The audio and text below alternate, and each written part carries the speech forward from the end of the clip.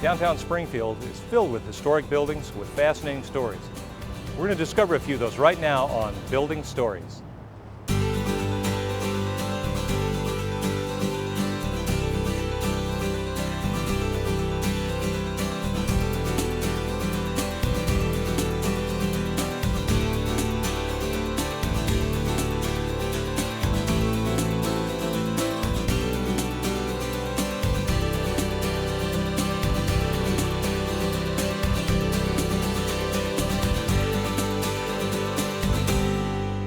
Well, I'm Dave Leonatti. Thank you for joining us here on Building Stories. I am joined by Anthony Rubano of the Illinois Historic Preservation Agency. Anthony.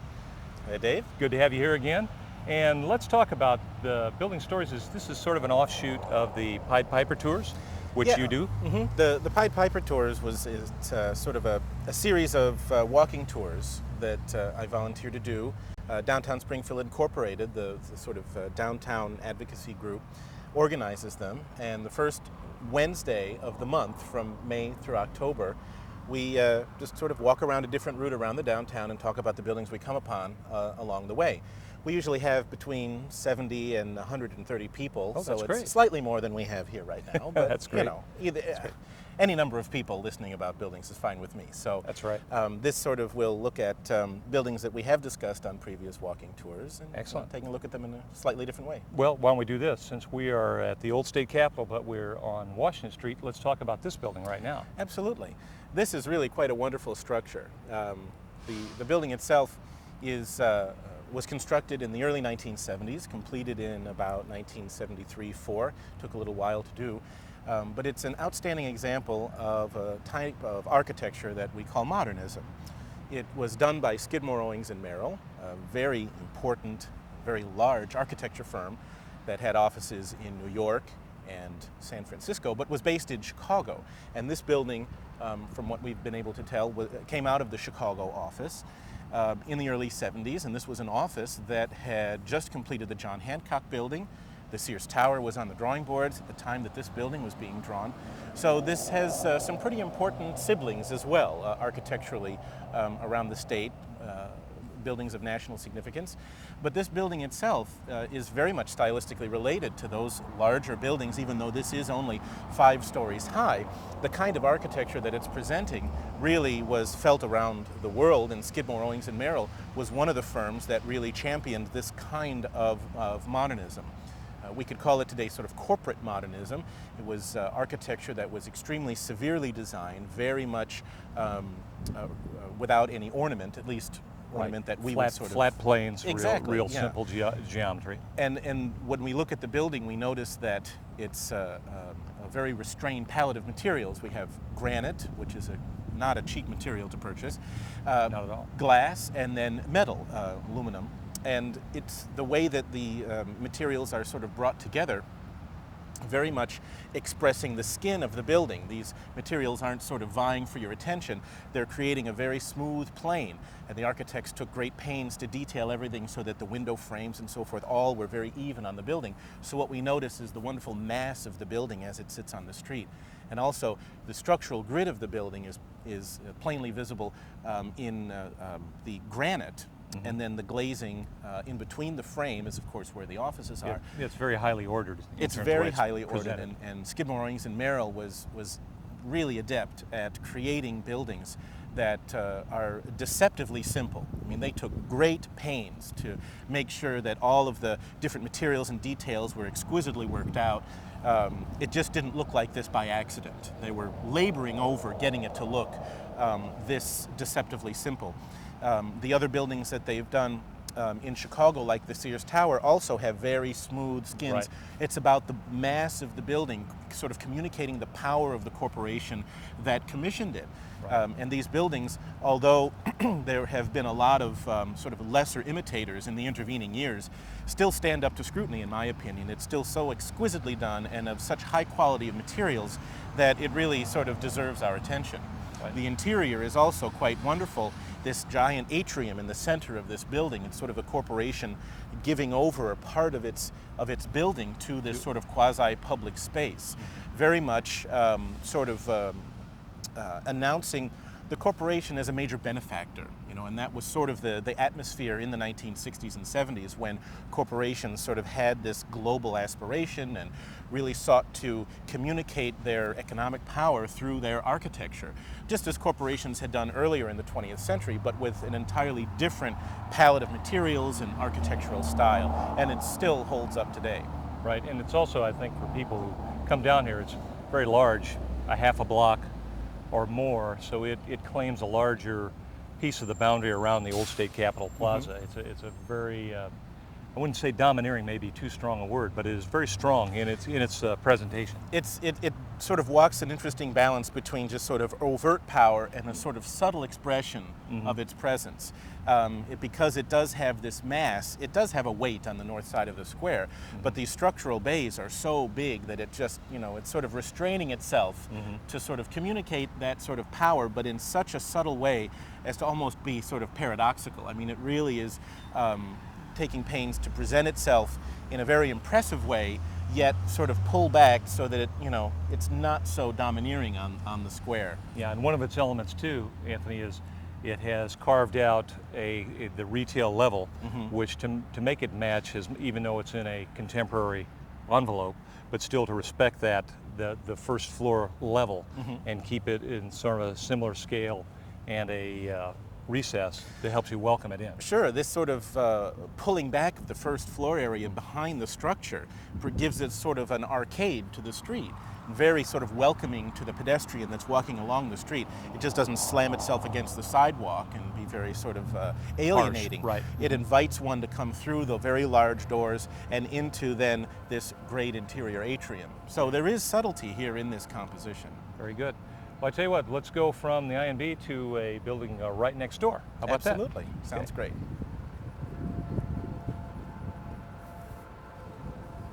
Well, we're still on Washington Street in downtown, and I'm not sure the address, we're on 2 North Old State Capitol Plaza. How about that? Well, this one was built as a department store in 1975, and it's so wonderful to see this one immediately next to the INB building, or what was historically called the INB building, this wonderful SOM building to its west. The Roberts Brothers building, as we've been told it was originally called, takes a completely different track on architecture, even though it's within a year of this one in terms of its... Oh, is that right there, that close in This is about 73-4, and this one is about 75. The building that was here was fire damaged in 73-4 as the bank was being completed, and so this one was then constructed. And SOM was a huge champion of modernism, a very strict kind of architectural form with no applied ornament. It was all about everything being quite restrained, very well detailed, but no sort of applied ornament, no sort of swags and garlands and columns and so forth. Well, there were architects in the dating back into the mid-60s that became disillusioned with that kind of architecture. Right. Modernism, in their opinion, just was too sterile. It wasn't accessible by normal people, the people who would be using the buildings on a daily basis. And so they endeavored to look to other sources for inspiration for architecture, and they sort of reinvestigated historical forms as inspiration for then new buildings. SOM and their progeny were still very much taken with modernism and clean lines and this very severe aesthetic. So this kind of architecture of the department store was a reaction to what SOM and other architects had been practicing for several years by the time this was done, but still they were at the top of their form when this building was done. Right. The two-story department store here, we can clearly see that it is referencing older building types, more historic building elements. The bay windows on the second floor, very much a form that was seen in residential architecture in the third quarter of the 19th century, and even commercial architecture later on with oriel windows and bay windows and so Just forth. what I was about to say. It replicates an oriel window. Absolutely. Very well. The mansard roof on the top harks back to French architecture, where the top of a building, the roof was canted so that you could actually live in the roof space, and that became a decorative element to sort of express the top of a building in that manner in the late 19th century. And so here we see it put on this building in 1975. Also, the first floor arcade with those wonderful arches, those segmental arches, a form that we can see elsewhere on buildings in Springfield. And there's even a segmental arch to the late 19th century building immediately to the east of this building. So this one is clearly referencing historic forms to ornament a new building. So this is quite different than the modernism to the left. But we also see that the architect is having fun with what he's doing here. This isn't a replication of a historic building. This was a sort of rearrangement of historic forms in order to say something new about architecture and about history. This kind of architecture at the time was called postmodernism, literally after modernism. And along with postmodernism, there was a tendency to be somewhat satirical, a bit tongue-in-cheek sometimes in the architecture. And we can see that in this building in a very subtle way. If we were to look at it, normally in historic architecture, you put windows over windows and you put columns over columns, because otherwise, if you put a column over a window, the building would collapse. Right, it doesn't make structural sense. Sure. Right. So it's sort of called solid over solid, void over void. Right. You want to line up openings all the way up. You want to line up structure all the way up. Well, this building deliberately inverts that. They're putting windows, these wonderful large bay windows, directly over the columns underneath. And I think that was very much on purpose. I think that the architect sort of was having fun with it. So in the mid-1970s, by the time postmodernism reaches our downtowns, reaches a sort of Main Street scale building, which this is, it tends to sometimes look like this, although this is a very good example of it. Well, I think this is a good hybrid, Anthony, because the elements are all there, I think, that suggest to, and I hope this doesn't sound condescending, the common person, of the historical elements, but it's clean and flat. The elements are clearly modern or of a contemporary time. The coins, the way these columns are, they're not decorative or cast iron front. You have huge panes of glass in the storefronts as opposed to multi-paneled. And the scale, the other thing, noticing, as you pointed out, we're next to a very monumentally scaled building with flat planar pieces and edges, and this still fits in. It's part of the whole fabric of this block. That this still fits in. I think it's comfortable. The two are certainly different, but this is still a successful building. Absolutely. At that time, too, there was a word that was bandied about contextualism. That's right. You wanted to sort of respond to the context of the building on its site.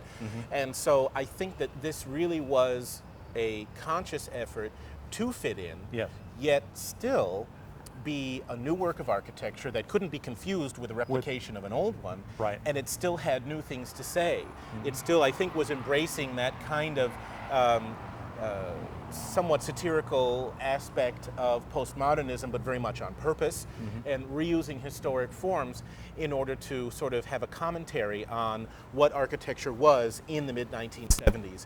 We don't often see buildings like this good from that period on our main streets. That's Across the state, there are very few very good postmodern buildings on Main Street. In the mid-70s. In the mid-70s. So it's just a treat to have it here in Springfield, but also all the more poignant to have it immediately next to such a magnificent modernist building from one of the best firms of its type in the country. We are now at 7th and Lawrence, just a little bit south of the core of downtown Springfield by the Franklin, a little bit south of the Isles House in the background. And you told me something, Anthony, I didn't know, that this is called the Townhouse. The Townhouse, indeed. Okay. This is a 13-story apartment building originally. It was constructed by the Franklin Life Insurance Company as an investment venture. The design of it began in about 1954-55. And construction was completed in 1958. So we're looking at a mid-20th century apartment building, really. It was done by the Chicago architecture firm of Shaw, Metz, and Dolio.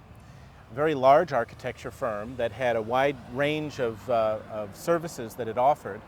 The three principals, Alfred Shaw, Karl Metz, and John Dolio, each of them had a particular specialty. Shaw was the design architect, Metz was the mechanical engineer, and Dolio was the structural engineer. So they had a lot of experience in a number of different kinds of building types, from office buildings to apartment buildings to industrial buildings and so on and so forth.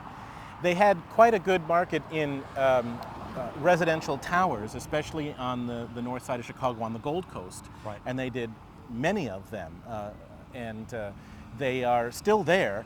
But after looking at all of those different buildings, their archives is in the Art Institute of Chicago. It seems to me that this one is their best apartment building. It seems to be really their most cool. Elaborate. It was very expensive when it was built. It cost $2.5 million in 1958. That's very expensive. Absolutely.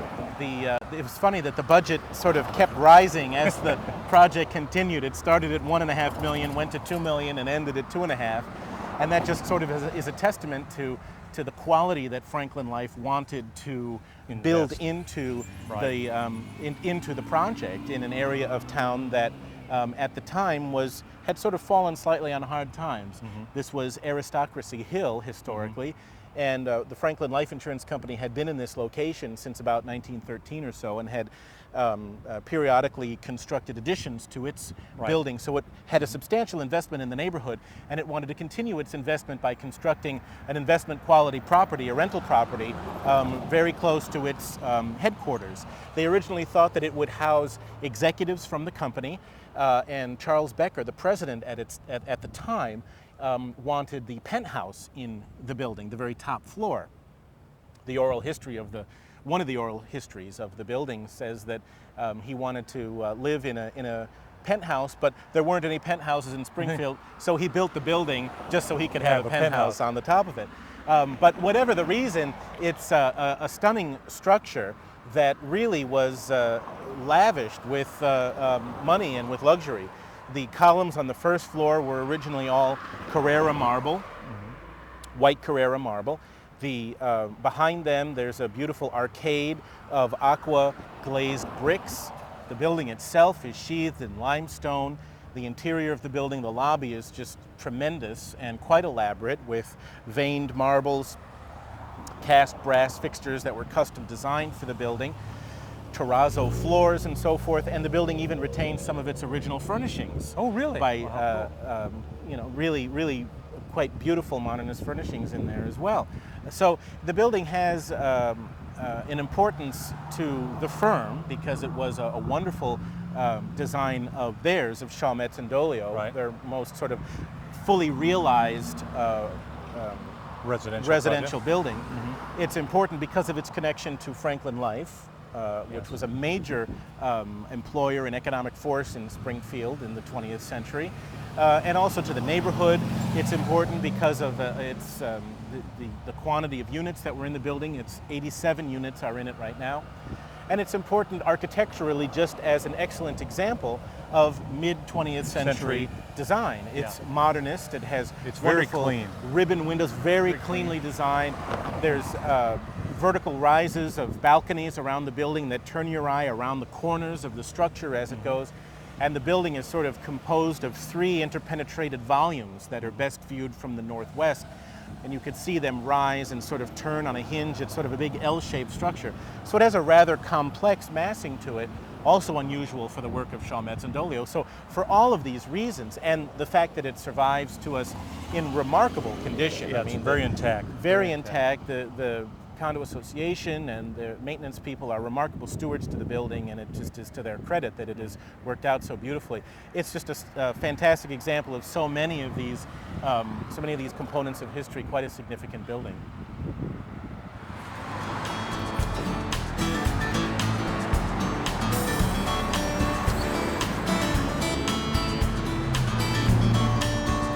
Okay, Anthony and I are now at 2nd and Monroe downtown, right near the Capitol complex. And as a matter of fact, we're looking at a state of Illinois building, the Illinois Armory. Just give us some information about the dates and history about this. Well, the building was constructed in 1936. Thankfully, they've carved it into the limestone for us, so we can't be mistaken. That helps us remember. Absolutely. I love it when they give us some visual cues. Some help there, yes, some crib notes. But this building is really quite fascinating because this is what government tended to look like in the 1930s. We see a lot of buildings built by the federal government in the 1930s because there was a program established by FDR, the Works Progress Administration. Right, the WPA program. And that was a program that employed a lot of architects, a lot of artisans and so forth, but a lot of laborers as well. It was a work program. And the federal government constructed a lot of county courthouses. There are several of those across many public this works state, projects. And then a lot of federal governmental buildings like post offices, armories, and so forth, as well as a lot of other buildings as well. But the buildings that they tended to build in the 1930s tended to look like this. Limestone, the vocabulary is reliant on the ancient Greeks and Romans to a certain extent. If we look at it, we can see columns that exist between the windows above this raised base. Right. The base itself is what we call rusticated, right, where the stones are, the Highly joints of the articulated, stones are right. communicated so that it looks very heavy and massive on the bottom there. And then the building sits on this raised rusticated base. And then there's an attic zone above the columns. So all of the ingredients of classical architecture are there, but the way that they've been rendered in this particular building is unlike what we've seen before and what we see elsewhere in Springfield. These elements have been reduced and abstracted, simplified a great deal, and applied to this building. So in the 1930s, stylistically, what was going on? Well, we still had a lot of classicism being built. The fair of 1893 that introduced classicism to the nation, that style was still alive and well into the Depression. Okay. But then, in the mid-1920s, America discovered Art Deco, or what has come to be called Art Deco in this country, and that was sort of introduced to the world at a Parisian World's Fair. Well, Art Deco was a very sort of streamlined, abstracted, jazzy kind of style. So if you take the jazziness of Art Deco and the classical elements of neoclassicism and combine them together, we get buildings like this. And this was a kind of architecture that federal governments, that governments tended to enjoy because it was dynamic, it was progressive looking because it involved some semi-abstracted elements and sort of dynamic compositions. We could see chevrons going on in between the windows of the floors, between the columns. So there were definitely modernistic elements in this style, but overall it relied on classicism, which is very stable looking, very traditional, has a lot of integrity. So they got the best of both worlds, so to speak. The classicism bringing with it this integrity and this new dynamic modernist kind of style, bringing with it optimism and progressivism and so forth during the Depression, which was a very important thing to communicate at that particularly difficult time. So these kinds of buildings have been called streamlined classicist, is a term.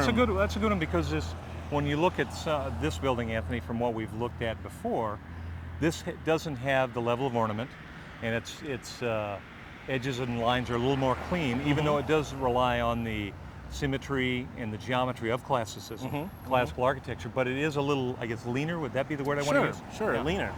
And the English government, the German government, the Italian government, our government in the 1930s really responded to this kind of style. Albert Speer, who was the architect of the Third Reich, if you look at his models and drawings of the Berlin he envisioned for the future, it looks a lot like this. Yeah. England also really liked a streamlined aesthetic in the 1930s, and their buildings also embraced this kind of abstraction. And of course, our buildings, our post offices and federal buildings from the 30s liked it. So it didn't espouse any particular political ideals, just generally the sort of republic ideals of Rome and Greece, and the optimism that a modernistic style also brought to the discussion. If you look at small towns such as Staunton, towns of that size, they could have post offices in this very vocabulary. Small town, 5,000 people or so, but with a federal building that tries to look extremely important, civic-minded and so forth. So we see this kind of style a lot thanks to the federal government and the Works Progress Administration. We also see it in very large buildings such as this one, county courthouses such as the one in Princeton or Mount Vernon, paid for by the federal government. So it's just an interesting story to know what's going on behind it. But as we see these buildings even today, I think that architecturally they still resonate in the same way they were meant to back in the 1930s. Still a very successful composition. Yes, and it's still very strong in terms of the way it anchors a corner of the state capitol complex. Still has, obviously we were talking about this off camera, the auditorium, and there's a large gymnasium theatrical space that was used for many years for basketball tournaments and for performing arts. It still has a use as that it's offices for the state government. Absolutely. And a lot of the buildings we've looked at on this program and other programs, even though they speak of an era and of a social time and how they evolved, they still have utilitarian quality that they can keep evolving and keep finding a good use. Absolutely, and buildings such as this one were particularly well built as well. Right, yeah, they will not go away. They were built for the ages. The federal government really believed in building buildings that lasted in the 1930s, and so this one with a lot of poured concrete, reinforced concrete and so forth, it's going to stay there. Since it is an armory, it will be very stable. Yes, it is. It will be stable. It is a beautiful building. Definitely. Well, that's about all the time we have for this program. Anthony, what are we going to see on the next program? We'll take a look at the Firestone Building and the Tobin Building on 6th Street and a couple others. Okay. This is Dave Leonatti for Anthony Rubano, and thank you for joining us here on Building Stories.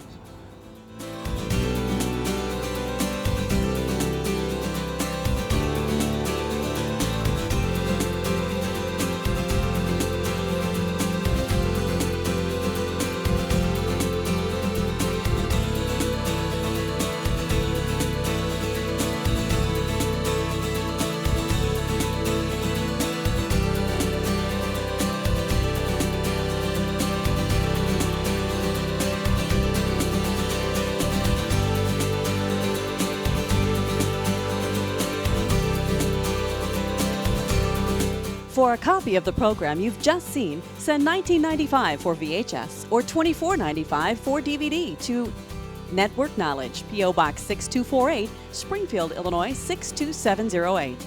Be sure to include the program name, subject, and the date the program aired. You may also order with your credit card by calling 800-232-3605.